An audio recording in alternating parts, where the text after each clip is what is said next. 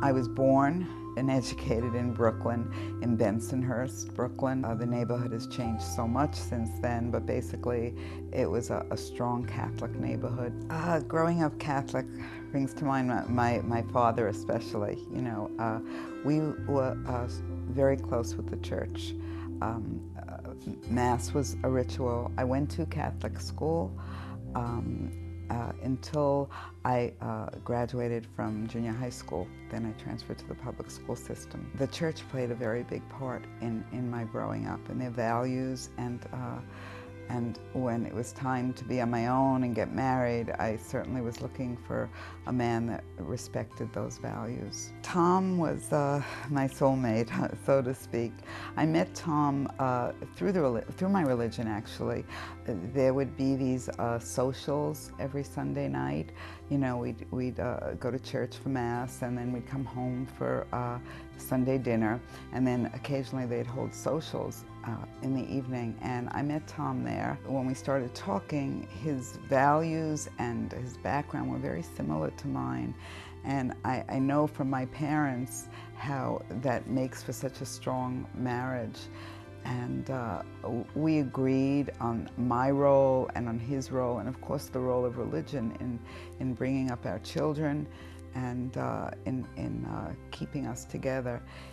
I stayed at home, or you know, there was no pressure to do that, but I did. And he worked, came home. We always had Sunday dinner together, and going to Mass was something that was a highlight of the week and of the day for us. When Tom proposed to me, I was really excited. Of course, my parents were thrilled because they liked Tom very much. He was just an extension of our beliefs, especially with the Catholic Church. And we went on to have a child, and she's grown now, lives out of state. Whenever things were questioned, whenever things were questioned by my grandchildren, even upon visits about why things are, we were able to give spiritual input based on the way we were brought up. And whenever we had our little differences or something, it seemed like the church always brought us back together again. Tom and I have been married, had been, it's so hard to say, had been married 45 years. And Tom was in pretty good health, but unfortunately he started failing in his health about 2 or 3 years ago. And I think God was with him in that he passed peacefully. It was his heart, and he passed in his sleep, and I thank God for that. I depended on Tom the same way he depended on me for many things that had to be done. Now I have to take on his roles in many situations. For example, it's almost embarrassing to say, but I had never made out checks. I did not know about finances. Tom always took care of that, and I had to learn. I resented it, but this was the reality.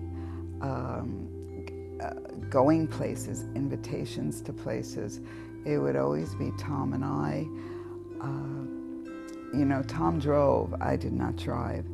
And the biggest thing with the car was that he was able to take me and himself to church every Sunday for Mass.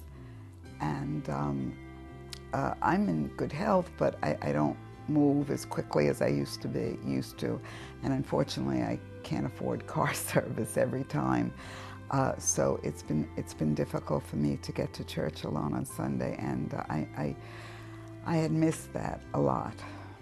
I live in a building, and you know, my neighbors are very close, and one of my neighbors down the hall had told me about the cable station Net. I didn't know about it because I barely watch television, but she said that they actually have a Mass every day on Net. I couldn't believe this, but I was home, which I am a lot now, and I tuned into it. And they do a Mass and then a rosary every day. And I started tuning into this, and it's it brings me back. It's closer. I'm there. I'm at the church with this. It's like a miracle. I just am so focused on it, and I can look forward to it every day.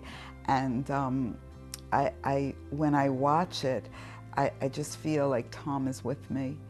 I don't know. It's that it all started, I guess, with the close bond when we got married, the bond of the Catholic Church, and being able to watch Mass on net every day, and then do the rosary afterwards if I choose. It's so comforting. It really is. Not being able to actually see the Mass on television and connect that way would take a lot away from my connection with the Catholic Church. Because even though I read the Bible every day, I sometimes listen to the radio, it's not the same as putting yourself into a picture. There's something about hearing and seeing. You just transpose yourself into the Catholic Church. And not that I would completely go the opposite way and lose all faith in the Church, but it certainly would make a difference. It's just, getting old alone and not having that stimulation of someone speaking to you on the television and praying with you. It's just very comforting now, especially this time in my life without Tom.